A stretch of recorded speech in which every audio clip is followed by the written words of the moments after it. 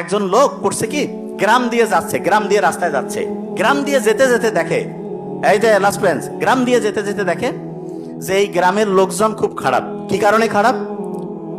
ওইখানে খাবার দাবার আছে, কিন্তু প্রত্যেকের হাত আছে না, হাতটা হচ্ছে বাঁকা করতে পারতেছে না, হাতটা সোজা হয়ে আছে, হাত বাঁকা করার কোনো বুদ্ধি নেই।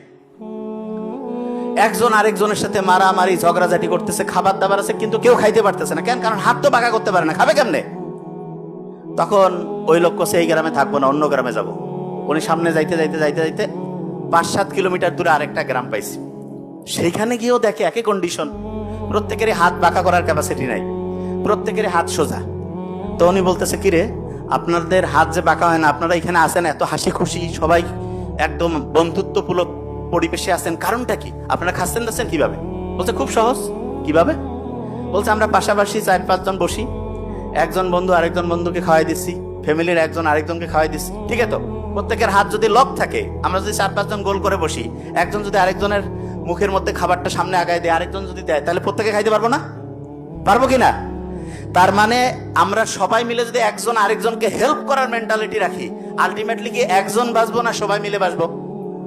সবাই মিলে বাঁচলে কি ওয়েল থাকবো না ইল থাকবো? ওয়েল বানানটা ডাব্লিউ দিয়ে শুরু না, আর ইল বানানটা কি দিয়া? একা থাকলে আপনি অসুস্থ থাকবেন, সবাই মিলে থাকলে আপনি সুস্থ থাকবেন। তাহলে কি আমরা উই না আই? উই না আই? উই।